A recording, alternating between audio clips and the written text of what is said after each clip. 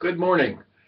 Today we're going to take up the question of Hodge and Bushnell on the literal interpretation of Scripture. You will notice that there is a reading from Coleridge called the Operative Pentat of Christianity, which is a very odd little thing unless you put it in the context of the discussion of the time, which you should now have guessed is about the nature of consciousness.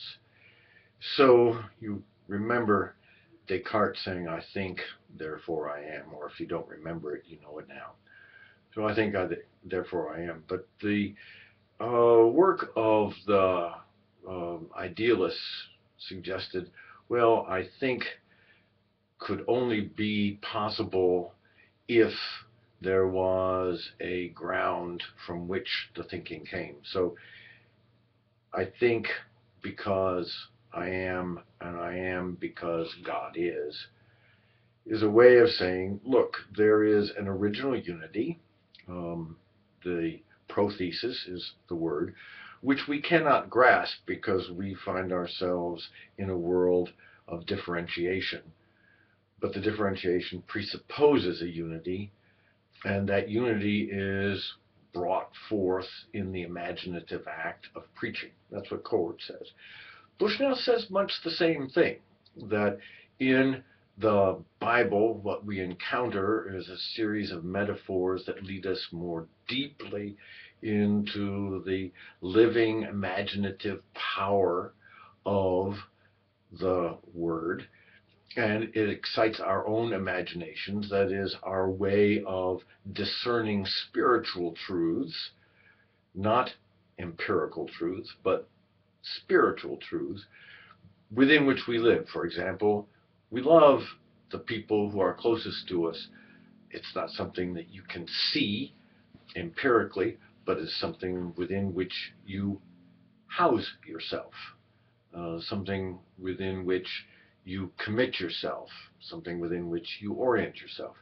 Now, Hodge is going to take a slightly different view and say the difficulty with this imaginative work is that it can become something that is known only to the poet. What it means is so idiosyncratic that it loses its social value. So one of the things about language is really that it is a bond of solidarity. The church is based on that bond of solidarity, that the words that we use mean in certain ways, and there's a lot of fluidity in that. It's not fixed in the sense that it means one thing for all times, but it has a fixity, which is a word that Hodge uses, meaning that it doesn't mean something wildly different as it would be in the case of Coleridge. Water, water everywhere and not a drop to drink. What's he talking about? He's not talking about the sea. He's talking about spiritual issues, that we are at sea and we have no way to nurture ourselves. This is a great criticism of the Enlightenment. Hodge says, are you kidding? That makes no sense whatsoever. I mean, we all live and talk and work with one another, and the only possible way that that could be is that there are parameters within which language functions.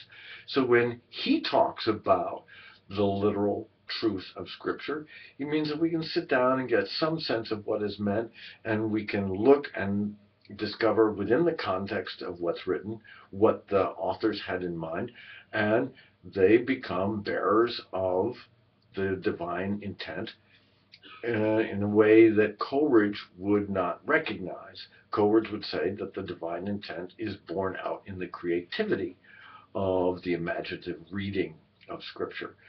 So the tension is about what literal means. Does it mean the unfolding, creative, artistic act, the poetic act of discerning with language deeper truths?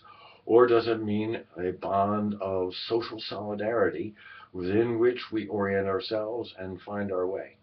That's the discussion for today. Now, one last word, and that is that next Tuesday.